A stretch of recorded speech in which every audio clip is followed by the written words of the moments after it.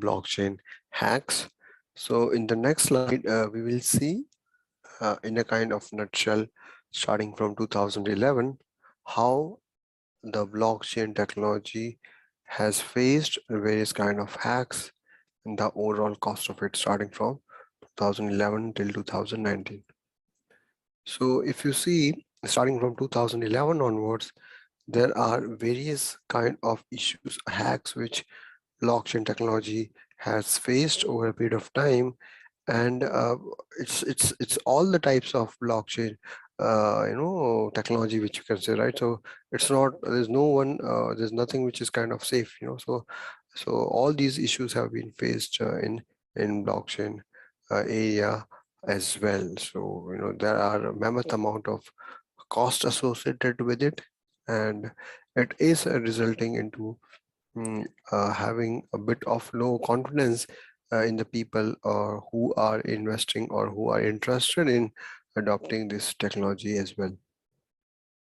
But then certainly these issues has to be addressed to build in the confidence among the overall technology evangelist world and people who are trying to move in the direction of blockchain technology.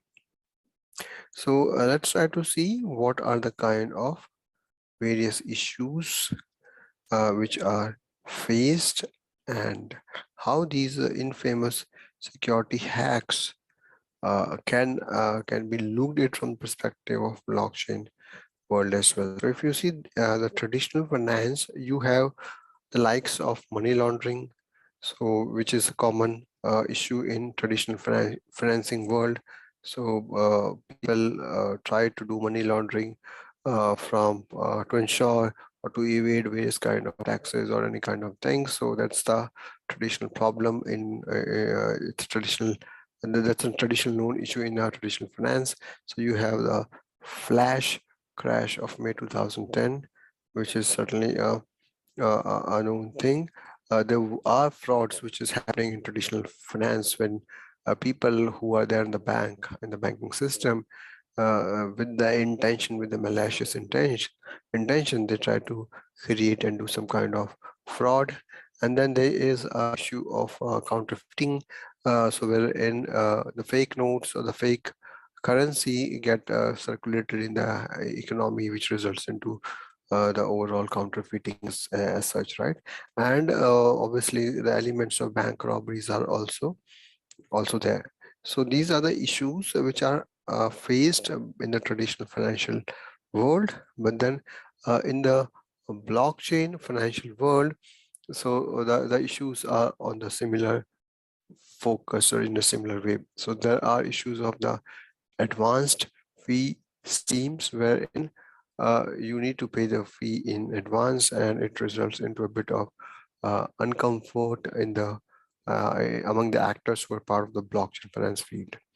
The second issue, as we call, is the identity theft and the credit card fraud. So since blockchain is set of keys, so your blockchain account is set of keys which should be kept secure. There should not be any kind of open identity. There should not be those keys should be kept the utmost security. if you don't take it with the utmost security, the chances of identity theft and those credit card fraud can happen, because people at times also try to do the payments with the kind of credit cards, and then with the kinds of those public or private keys of the blockchain network. The next big thing in terms of the blockchain finance is your internet and device hacking. So the device which you are using for carrying out the blockchain transaction can be succumbed to hack as well, right? And then also the network or internet connection which you are using, that can also be bombarded with the overloading request, and we can or we can think of hacking that as well. So that is a big challenge. The next important thing is market manipulation. So the price of blockchain products keeps on varying, and then there are a few actors who try to manipulate the market. So we have recently seen the price of Bitcoin being moving so up and down. There's so much of volatility in the price of the Bitcoin technology, or Bitcoin, as we call it across. So there are issues of market manipulation, and obviously there are issues of pyramid and Ponzi schemes as well. So these issues are certainly a great blockers, and they are causing some uncomfort among those people who are interested in adopting the blockchain technology for the greater, wider use. So as we call the DAO hacked explain, so that's an unfortunate takeoff of the smart contract. So there, way back, almost 4 to 5 years back, some of those smart contracts were also succumb to some kind of hacks, which is relatively unfortunate, and people have lost a bit of faith in the smart contract or technology of blockchain as well. So yes, these things has to be looked upon, because security hacks are the kind of vulnerabilities which makes the overall technology bit succumb to those unforeseen circumstances, and then it erodes the kind of confidence among the stakeholders or the people who are adopting towards this technology. So in summary, the second oldest profession. So we say that hacking and those kind of things, that's the second oldest profession. So it has been there since generations. It has been there in each and every walk and talk and technology of life. So wherever you go, wherever field you work on, so there are issues of hacking, counterfeiting, or those kind of things, which has to be looked into very closely and deeply, how you can minimize the impact of these hacks.